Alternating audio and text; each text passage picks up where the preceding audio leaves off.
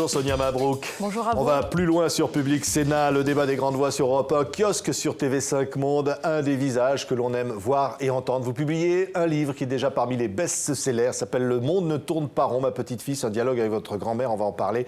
Vous avez envie de dire ça finalement aux hommes politiques qui se présentent pour la campagne électorale et de leur dire finalement, vous ne prenez pas en compte les réalités du monde d'aujourd'hui? Oui, enfin, il n'y a pas que moi qui le dis, il y a surtout les citoyens et les Français. Ils ne prennent pas en compte la réalité, cette France qui gronde, cette France qui souffre, cette France région par région, dont on parle peu, qui passe sous les radars des sondages et de nous-mêmes, les commentateurs, les journalistes. Ce qui est plus grave quand même, c'est qu'elle passe sous les radars des responsables politiques. Oui, c'est-à-dire qu'on n'a pas parlé des vrais sujets, on n'a pas parlé de la laïcité, de la République, de la diversité. C'est une campagne qui est anesthésiée, qui est même prise en otage. C'est ça qui est très grave, c'est qu'on arrive à un moment vraiment clé. Je sais qu'on le dit à chaque présidentielle, mais quand même celle-ci, avec tous les chocs qu'on a subis en France, elle devait être majeure pour poser tous les grands sujets sur la table. On ne l'a pas fait. On verra les responsabilités de chacun après. Alors c'est un livre événement, je le disais, c'est un dialogue avec votre grand-mère, Delinda. Elle vit, elle, en Tunisie, dans ce quartier magnifique de la Goulette. Vous êtes originaire de la Tunisie. Et c'est un dialogue, j'allais dire, à la fois savoureux et grave aussi. Parce qu'évidemment, on y parle des attentats, on y parle de l'actualité, on y parle des événements de ce monde. Et on y parle finalement d'une sorte de choc de civilisation, de danger. En tous les cas, on pointe un danger, il est réel et on le voit avec ce qu'on vient de dire, tous les chocs qu'on a subis, mais c'est un dialogue qui se veut de bon sens. C'est pour ça que j'ai demandé à ma grand-mère et ce qu'elle a voulu faire, c'est elle qui m'a appelé un jour en me disant « Il faut que je te parle, Sonia ». Et de quoi je lui ai demandé? Elle m'a dit de tous les sujets qui rythment l'actualité, qui bousculent vos débats, je ne les comprends pas, sur l'identité, sur l'islam, sur les valeurs de la République. Donc oui, il y a un côté sombre, mais elle me le dit, il y a toujours un peu la lumière au bout du chemin, c'est ce qu'on essaie de montrer dans ce livre. Oui, mais alors des fois, par exemple, elle vous appelle, vous êtes en pleine émission à Public Sénat ou ailleurs, elle vous téléphone, elle vous dit « il faut que je te parle, quelque chose de grave ». Par exemple, elle vous dit « j'ai entendu Zemmour qui a dit que quand on s'appelle Sonia, ça va, mais si on prend un prénom musulman, eh bien ça veut dire que les parents portent une responsabilité parce que leur enfant ne réussira jamais dans la vie ». Oui, ça la choque profondément.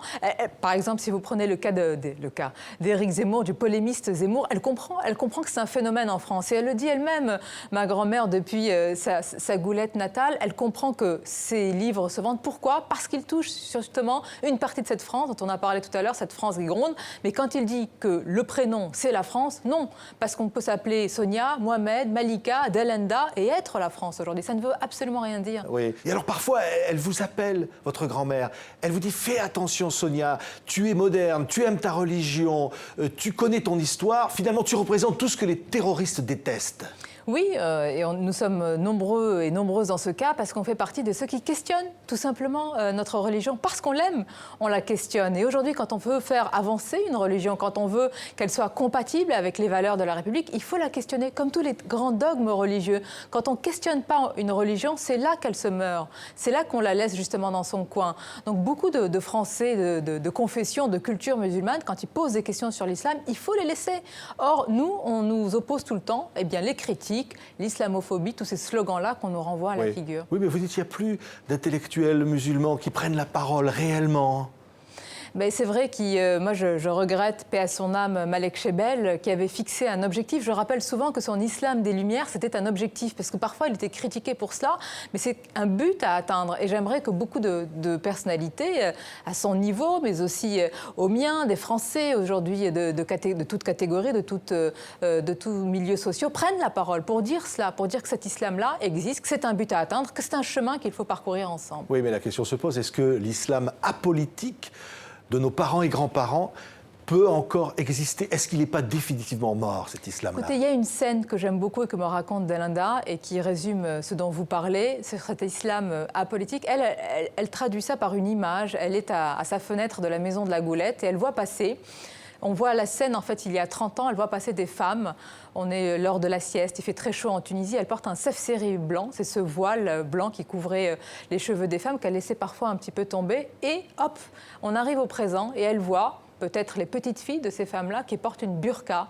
Et elle me dit, Sonia, quand on voile son regard, quand on cache son regard, c'est qu'on cache son âme. Et elle regrette effectivement ce temps-là où on respectait la religion, on se respectait soi-même.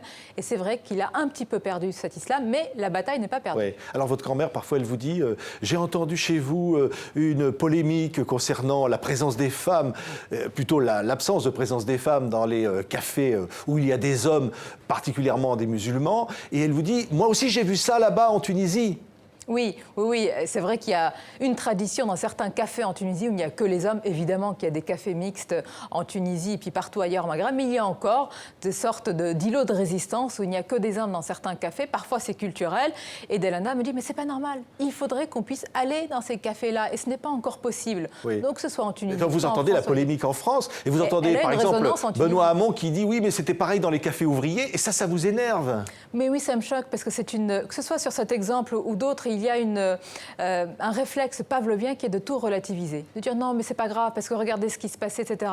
Et c'est ça ce qui est dangereux aujourd'hui. Quels que soient les problèmes, il faut les voir en face et les traiter. C'est le rôle des responsables politiques aussi. Oui, vous dites l'indignation, c'est le prolongement de l'impuissance. Ça sert à rien de s'indigner, quoi, en fait. Il le faut. Heureusement qu'on s'indigne. C'est un cri du cœur. Quand beaucoup de Français se sont indignés sur la situation d'Alep, etc., c'est très bien. Que nous nous indignons, c'est très bien. Mais qu'un responsable politique s'indigne, ça me choque. Son rôle, c'est l'action. Vous trouvez qu'ils font que ça aujourd'hui, les responsables politiques, s'indigner? On ne va pas être aussi dur avec eux, mais ils se sont beaucoup indignés. Et malheureusement, l'action, notamment sur la politique étrangère, et on parle beaucoup avec Delanda, ma grand-mère, sur le Maghreb, elle est assez inexistante aujourd'hui. Oui, vous dites la démocratie, ça ne peut pas s'imposer. Non. On ne peut pas rêver d'imposer la démocratie. On l'a vu quand même au Moyen-Orient avec différents exemples. On a vu la méthode, j'allais dire, américaine. Non, la démocratie, ça ne s'exporte pas. On ne prend pas un modèle et puis on l'impose comme ça. Oui, ça ne se fait pas. En fait, ce livre, c'est un cri d'alarme. C'est aussi un cri du cœur. Oui. Parce que vous dites, effectivement, il y a cette lumière, au bout de cette colère, au bout de ce désespoir, il y a l'espoir. Mais au fond, c'est aussi un cri d'alarme. C'est un cri d'alarme, mais j'insiste vraiment sur l'espoir. Pourquoi? Parce que moi, j'ai une conviction, comme Delanda, très profonde. C'est que la Tunisie, c'est une formidable petite flamme de la démocratie. Et que si on préserve cette petite flamme, ce sera l'un des seuls pays qui peut montrer que l'islam et la démocratie, c'est compatible. Et puis, je compte aussi sur la France. C'est un grand pays. Moi, je suis franco-tunisienne. Et je me dis que ce mélange-là, avec ces pays qui ont une histoire aussi forte, alors la France, évidemment, mais également la Tunisie, ça ne peut que représenter du côté des deux rives de la Méditerranée deux piliers importants. Oui, en même temps, vous le dites, parfois, sur Twitter, vous êtes insulté, on vous dit, vous êtes l'arabe de service. Il y a ça, il y a cette haine aussi. Et ça, je ne le comprends pas. Et quand on dit qu'on aime son pays, quand on dit qu'on aime la France, quand on met en avant une certaine forme d'islam qui est ouverte, qui est la mienne, qui est aussi celle de Delanda, je me fais attaquer comme cela. Mais il n'y a pas de problème. Les attaques vont continuer, mais nous, on va continuer à écrire, on va continuer à parler aussi. Oui, et puis le livre est un carton. Oui. Ça aussi, ça montre quelque chose aussi. Oui, ça, vraiment, je suis très émue. Et celle qui est encore plus émue que moi, c'est Delanda. Parce qu'elle m'a appelée juste avant cette interview depuis la Goulette. Et je lui dis, mais mamie, ta parole porte. Et ça, pour une grand-mère, c'est très important parce qu'en France, on tienne compte de ce qu'elles disent depuis sa Tunisie natale, c'est vraiment important. On la salue, Delanda, elle nous écoute. On salue tous les Tunisiens, la Goulette et ailleurs.